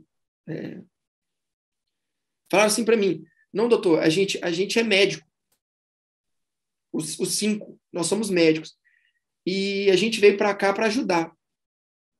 O que você mandar a gente fazer, nós estamos sentados aqui, tinha cirurgião plástico, tinha uma oftalmo, que eu lembro que ela era oftalmo, tinha um otorrino lá, os outros 2 eu não sei a especialidade, mas eles falaram para mim, a gente veio para cá porque o senhor precisar. E eles estavam sentados lá desde 2 da tarde, eles ficaram sentados no banco de 2 até 5 anos, parados assim, ó. Aí eu cheguei assim uma hora e falei, quem aí pode transportar uma criança para mim que está precisando ir para o João 23? Aí a primeira da fila levantou e falou assim, não, eu vou. Pegou o esteto, colocou aqui, falou assim, como é que é o caso da criança? É isso, colocou na ambulância e foi embora. Daqui a pouco chegou outra, uma fratura de tornozelo. Eu falei, quem pode transportar uma fratura de tornozelo? Porque nessa hora já estava todo mundo aceitando a gente. Mater Dei, que é um hospital gigante aqui, Unimed, ninguém mais perguntava. A gente pegava o telefone assim, Ricardo, e ligava. Eu falei, Felipe, por que me atendeu? Foi um cirurgião chamado Felipe. A gente ligava, Ricardo, e aí, no começo, né, o pessoal falava assim, aqui é do hospital tal. Normalmente é assim, se eu passar um caso, eu falo, a gente vai ver se tem vaga, se tem leito. No segundo momento, quando a gente ligava, eu falava assim, aqui é o Dr. Thiago Stanley, eu estou falando da UPA de Brumadinho. A pessoa do outro lado falava assim, pode mandar. Falava isso, pode mandar. Falava, não, mas é o que eu preciso de... Pode mandar. Hospital particular, não interessa, falava, pode mandar. Falava isso. E essa galera foi me ajudando, cara. E, velho, existe uma beleza atrás disso tudo que, assim, tem que ser vista. É uma catástrofe, é um desastre, mas existe uma beleza por trás disso, sabe? Aqueles médicos nunca me viram. Eu era mais novo ali, eu era mais novo. Os médicos senhores ali de 65 anos de idade, talvez. Não, senhor, não, doutor, claro, eu te ajudo, o que o senhor precisa? Ele era muito mais experiente que eu, o cara era cirurgião, talvez, ali, o cara tem uma vida inteira de clínica, mas não, o que eu posso te ajudar? Ficaram quietos, não fizeram algazarra, ficaram sentadinhos ali. E, cara, isso foi dando força pra gente, a gente foi atendendo cada vez mais gente, me deu uma ligação muito grande com a cidade aqui. Quando deu 2h30 para 3 horas da manhã, a gente começou a atender as pessoas aí começaram a chegar pessoas que não estavam afetadas direta, mas indiretamente, tá? Por aquele processo todo ali. Então, gente que sofreu acidente por causa da lama, gente que perdeu a casa e tentou voltar em casa e escorregou e machucou e ficou parcialmente soterrada e começou a chegar aquilo. E, cara, tem uma coisa que me marcou muito nesse processo que eu falo incansavelmente com meus alunos. Eu não canso de contar essa história e se tiver que contar, eu conto 200 vezes. Quando deu por volta de 2h30, 2 da manhã, veio eu estava atendendo, eu saí do consultório, a gente faz os revezamentos para poder descansar um pouco ali, tentar pelo menos uma meia hora, dormir 1 hora. E aí veio um casal, cara, muito pobre. Tipo assim, aquelas roupas de roça mesmo, sabe? Chinelo no pé, aquele chinelo amarrado, assim, constrói na sua cabeça essa imagem. Aquele senhor chapéu de palha, uma senhora com um lenço amarrado na cabeça. E aí eles chegaram assim para mim, me pararam no corredor. Ô, doutor, você quer um pouco de café? Aí eu, cara, quero. Aí ela girou, ela tinha uma corda amarrada, um monte de garrafa, girou, tirou uma caneca, falou, essa aqui tá limpa. Aí ele encheu a garrafa, me deu, aí eu bebi o café e ela tava com um sacolinha, eu não entendi. Aí ela falou, não, quando você acabar pode jogar aqui dentro do saquinho. Aí eu acabei de beber, joguei lá dentro. Eu falei, o que vocês estão fazendo aqui dentro da UPA? A gente falou, doutor, é que a gente não é estudado. A gente não tem dinheiro. Saca, velho? A gente tem café, a gente tem pó de café em casa, tem essa garrafa e tem copo.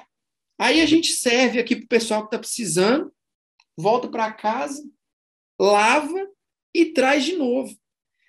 E eu falei, vocês estão fazendo isso desde que horas? Eles falaram, desde meio-dia que teve o acidente. Cara, na hora que eles falaram isso para mim, assim, cara, os caras tinham café em casa, sabe? Os caras tinham... É por isso que eu tô falando, Ricardo, que a galera boa tem que ser valorizada, cara. Tem que ganhar bem, tem que... Teve uma galera, Ricardo, só para você ter uma ideia, aqui na frente da cidade, na entrada ali, o pessoal de uma igreja, sabe o que eles fizeram?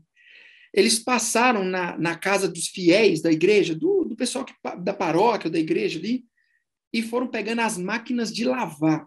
E eles colocaram na rua as máquinas de lavar, imagina aí, 10, 12 máquinas de lavar, uma do lado da outra, porque os bombeiros que estavam tentando resgatar o pessoal da lama, eles tinham que no dia seguinte usar o mesmo uniforme, não dava tempo de lavar, porque o cara ficou o dia inteiro na lama. Então eles jogavam na máquina para a galera, lavava, e no outro dia de manhã o bombeiro passava, eles davam o uniforme, a roupa de baixo, que é uma pele lavada para o cara usar.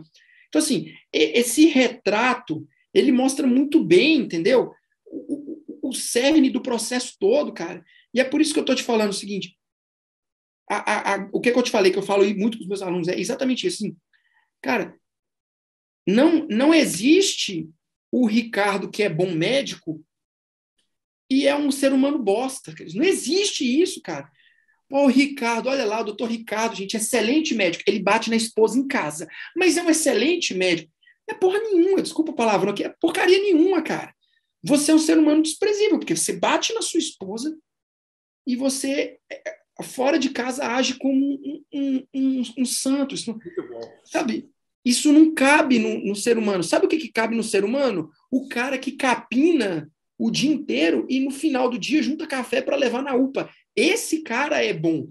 Esse cara é bom. Entendeu? Ele é um bom capinador, ele é um bom fazedor de café, ele é um bom ser humano. Então, a faculdade de medicina toda serve para te tornar melhor em algo. E nesse dia em específico, Ricardo, esse choque veio a mim e eu falei assim, caraca, tem alguma coisa a mais nesse meio aí. Tipo assim, a galera da faculdade onde eu dava aula, que era, na época, para os períodos iniciais ali das ciências médicas, falei o seguinte, essa galera não pode cair na conversinha de que a medicina acabou, de que não tem mais bom médico, de que vai morrer. Nada contra motorista de Uber. Depois que aposentou, meu pai foi motorista de Uber por um tempo. De que você vai fazer medicina e vai virar motorista de Uber. Primeiro que você rebaixar o motorista de Uber, falar que ele é só motorista de Uber. E segundo que é você virar para o cara e achar que a profissão você vai passar fome. Você não vai ter hora para nada na sua vida. Sabe? Então, a gente tem que resgatar essa galera. Tem que ter o outro lado para vir armado também, sabe? Para na hora desse embate, dessa luta, você precisa de Ricardos valentes, trazendo gente boa aqui, para a galera poder olhar e falar o seguinte, cara, essa mulher que ele trouxe aqui, esse homem que ele trouxe aqui, olha o que ele conseguiu fazer na vida dele, e olha o que ele conseguiu fazer, porque isso é inspiração, sabe, para a galera que não está. E aí, quando isso tudo assentou, quando essa poeira abaixou, aí a luzinha ligou, entendeu? Aí ligou aquela... Não acho que é um momento de, tipo assim, de ideia, não, mas veio uma... Eu fui... o objetivo concreto do ser humano... O José Ortega y Gasset de novo, né? O objetivo concreto de qualquer ser humano é reabsorver as circunstâncias dele.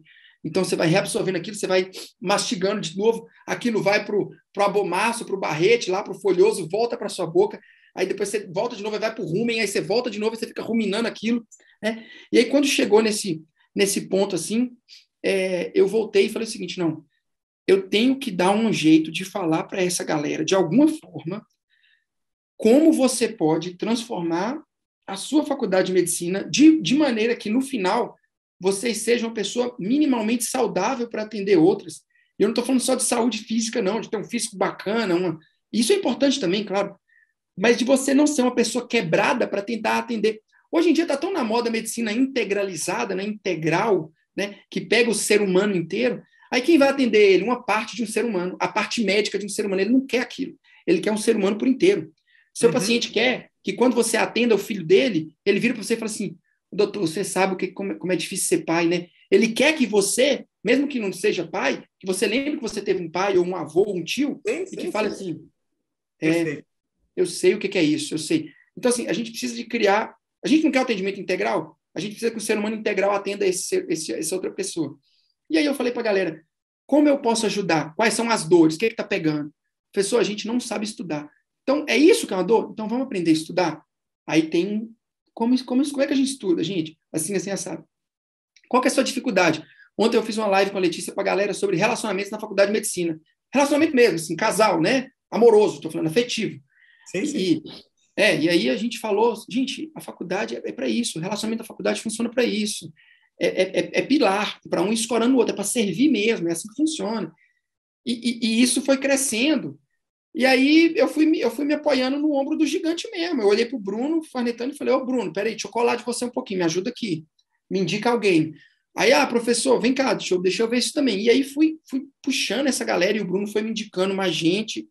E a gente foi conversando, e aí aquele meio é muito rico. E quando você entra, finalmente, por que eu contei isso tudo, né, Ricardo? Porque quando finalmente você entra nesse meio, você percebe, Ricardo, uma coisa que você já percebeu, você está dentro de pouco tempo agora, talvez no meio do ano você já vai bater seus 100 episódios, com certeza. E aí você vai perceber a grande sacada de tudo, é que nós não somos minoria, velho.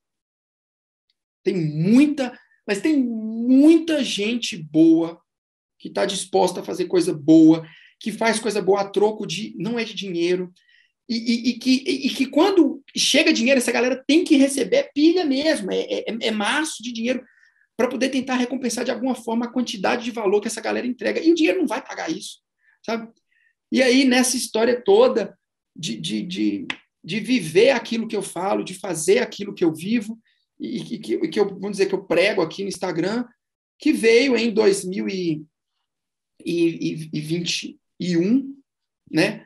Aí eu comecei, eu dava um plantão por semana em Brumadinho, eu passei a dar 2, eu passei a dar 3. Quando eu me vi em 2021, eu estava dando 4 plantões em Brumadinho, eu dava mais plantão em Brumadinho do que em Belo Horizonte. E aí foi o grande divisor. Aí eu virei para minha esposa e falei assim, tem uma coisa grande para a gente ir lá, vamos para lá. E aí eu vim para cá, e aí foi assim...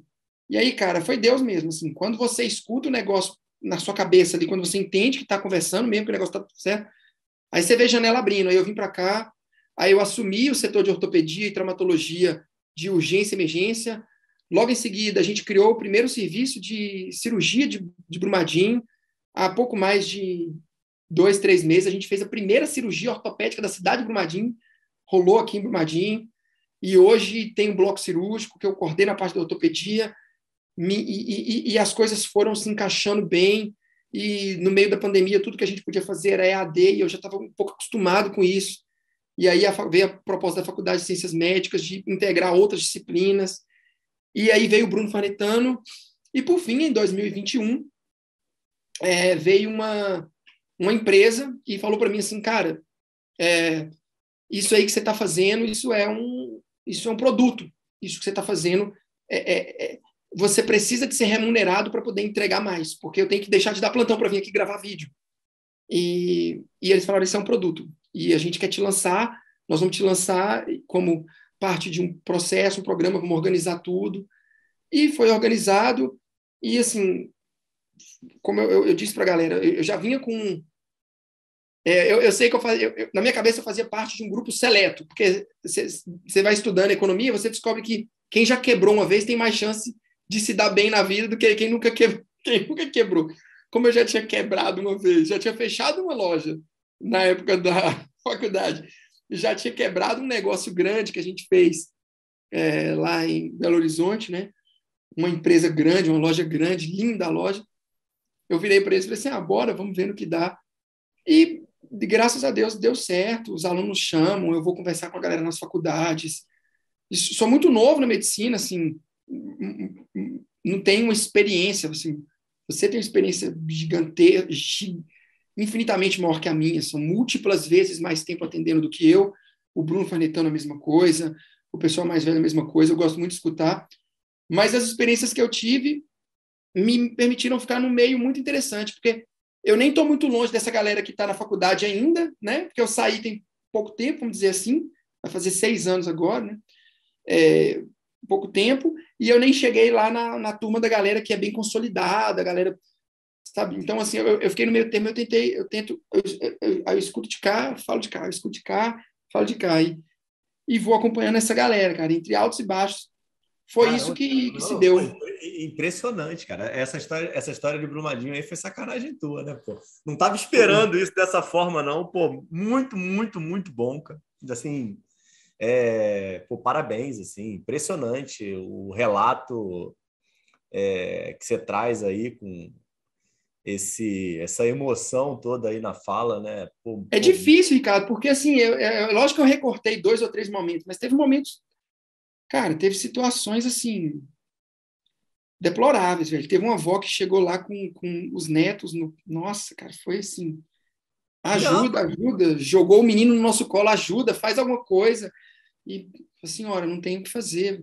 Nossa, cara, foi assim, mas sabe, isso me aproximou de uma coisa muito maior, cara, assim, foi...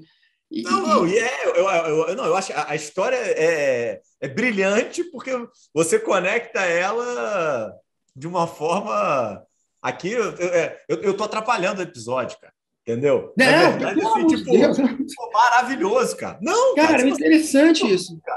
Muito bom, mas Professor, muito bom mesmo, assim. o, A o Steve conexão. Jobs, Eu tava pensando aqui, quando você estava terminando a parte de Brumadinho, eu tava falando, pô, vou terminar aqui, cara, porque, tipo, tá maravilhoso.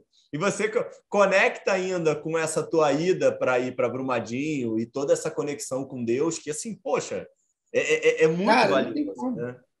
Assim, Ricardo, sabe, quando a, o Steve Jobs, cara, ele tem um discurso famoso dele na faculdade e tal, que ele fala pra uma galera, um discurso, sei lá, bilhões de views, e ele fala um negócio legal, ele fala assim, que você só consegue conectar os pontos olhando para trás. Então, assim, naquele dia, talvez nada disso fizesse sentido para mim.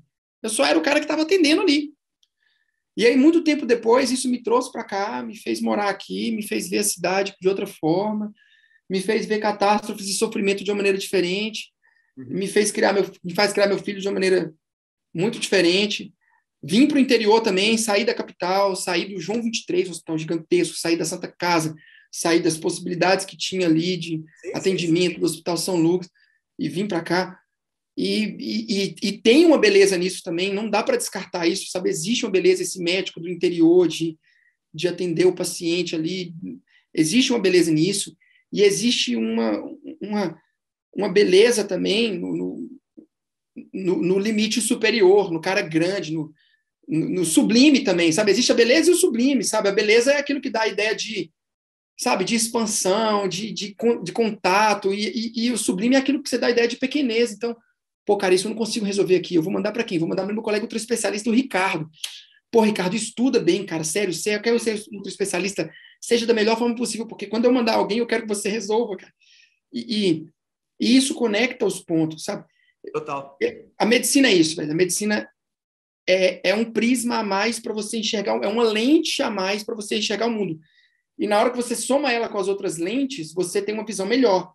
Então, por exemplo, o Tiago aqui tem a visão de professor de mundo, mas eu tenho uma lente à minha frente que é a visão de médico, e eu tenho uma lente que é a visão de pai, e a somatória dessas lentes me faz enxergar o mundo de uma maneira muito única, sem Sim. ser um ser humano desmembrado. E isso tem me ajudado, tem me guiado por meio dessa construção aí. Cara, eu vou ser bem sincero, cara. Na hora que você me convidou para vir para cá, eu dei uma olhada nas outras galeras nas outras pessoas que você entrevistou.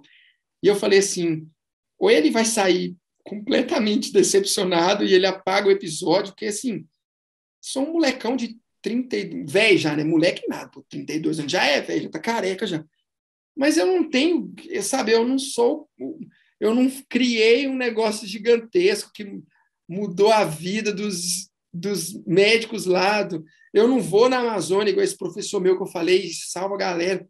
Mas, assim, eu queria dizer para a galera que está seguindo o caminho de médico que existe um outro lado também, que é esse lado menorzinho, sabe? Como diria o bom mineiro, cara, esse lado menorzinho, que você vai fazendo as coisas tiquinho, tiquinho, de cadinho, e que vai ajudando um aqui e outro ali, e que às vezes ajuda outra pessoa no futuro.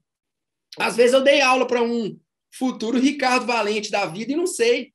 Às vezes eu dei aula para o Ricardo Valente, que daqui a 20 anos ele vai aparecer e eu vou falar, eu dei aula para aquele cara. Às vezes eu Cara, dei aula para o futuro, eu Bruno acho que Farnetano da vida, sabe? duas coisas, Thiago. Uma delas, primeiro, a questão das lentes.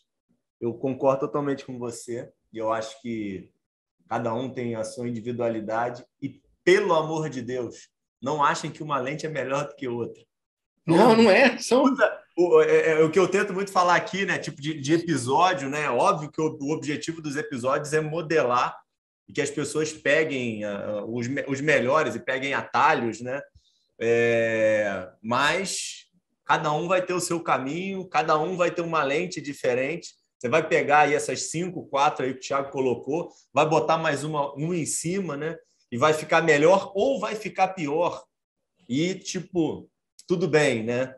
E o outro ponto é, pô, de verdade, totalmente, é só tua humildade, porque te relatei antes da gente começar também em off, como você está trazendo aí ensinamento, exemplo e motivação para uma galera aí gigantesca, tá? Eu falei que estou fazendo live aí com estudante de medicina e assim, você é unanimidade, assim, todo mundo hoje está te seguindo, todo mundo está feliz com o conteúdo, pô, satisfeito com. É muito legal quando você. É a história do over-deliver, né? Então, tipo, putz, o negócio está pronto, eu estou fazendo.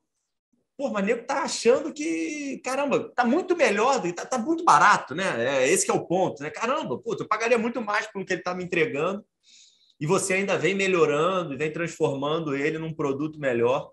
Então, assim, cara, puta, vai com tudo, parabéns mesmo, assim. Obrigado de Obrigado. verdade aí pelo teu tempo, assim, cara, muito, muito bom, cara. Foi. Até eu adoro fazer isso aqui, eu te falei, né? Então, assim, para mim, escutar histórias aí como a tua é um negócio que me dá um prazer aí, uma satisfação e poder expor isso para outras pessoas, né? Tomara a Deus que possam milhões de pessoas escutar isso daqui, porque, cara, tem um valor assim inigualável e inestimável. Só finalizando, uma coisa que eu sempre falo com o pessoal. O que você pensa aí para os teus próximos 5 anos aí? Como é que é a tua visão aí? Dá para fazer mais uns 3 episódios contigo, hein, cara? De Pô, verdade, hein? Mas vai beleza. ser uma felicidade para mim. Se isso acontecer, vai ser uma oportunidade. Não, vamos lá. Me fala aí, Cara, teus 5 anos para frente. O que você pensa? meus 5 anos Tem para mais filho frente. vindo? Não sei, Letícia vai fazer um teste nessa semana aí, mas quem sabe? Eu acho que talvez venha. Ela quer 5 ou 6, eu acho. Ela tem um número bonito que ela quer na cabeça Tá. aí, mas ela quer muito menino. Cara, daqui a 5 anos, se Deus quiser, eu tô começando a desembolar meu doutorado agora lá na USP, no setor de educação médica. É uma parada que eu gosto, então não tem como fugir. Eu espero ter terminado o meu doutorado em educação médica. E eu realmente acredito que essa década agora, a década que começou agora em 2020, vai até 29, né? 21 até 30, na verdade, é a década da educação. Então, eu realmente acredito que o médico. E eu tô falando isso sério, e não é uma opinião do Thiago, não. Depois vocês leiam aí, quem gosta desse tipo de coisa, tem 2 livros muito interessantes. Um é do Fred Lee, escreve Fred normal, F-R-E-D, e Lee, L-E-E. E ele chama-se Se Disney Administrasse Seu Hospital, 9 coisas que ele mudaria. E um outro livro que chama Revolução Digital na Saúde. Por fim, tem mais um, do Dr. Eric Topol, que chama The Patient Will See You Now. Ele escreveu 2, esse e o Deep Medicine. E a verdade é que, por a gente estar numa era da educação agora, esses 10 anos que a gente vai fazer, serão esses 10 anos, e por ter internet e tudo mais, eu acredito que o médico que não se acostumar e não aprender com isso, ele vai estar talvez 1,5 pé, 2 atrás. Para quem não entendeu ainda, o que o Ricardo está fazendo aqui é educação, tá, gente? Se vocês não...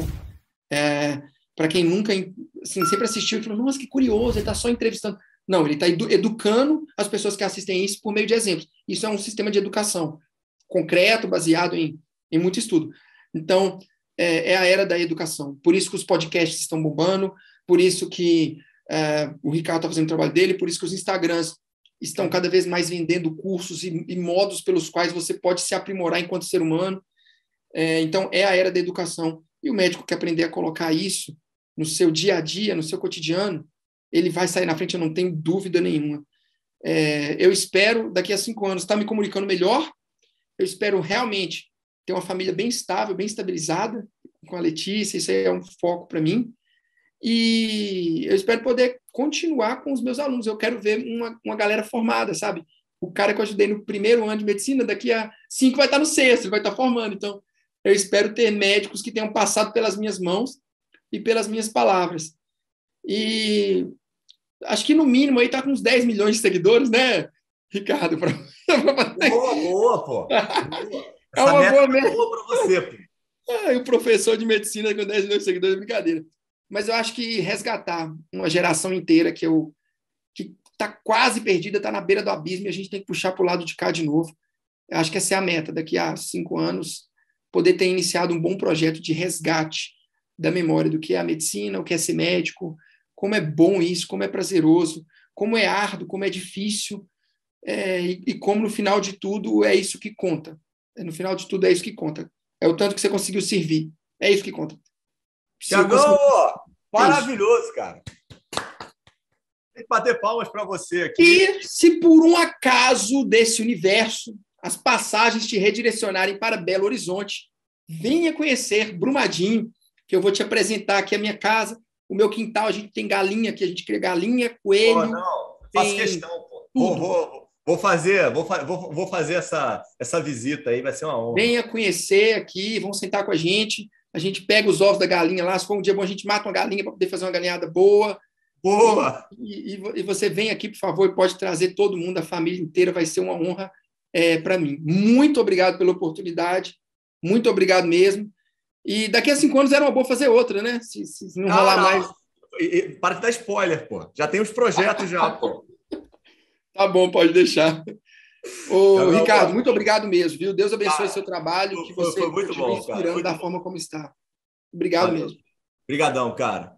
Vai descansar aí, cara. Vai ficar com teu pai. Valeu. Tchau, tchau.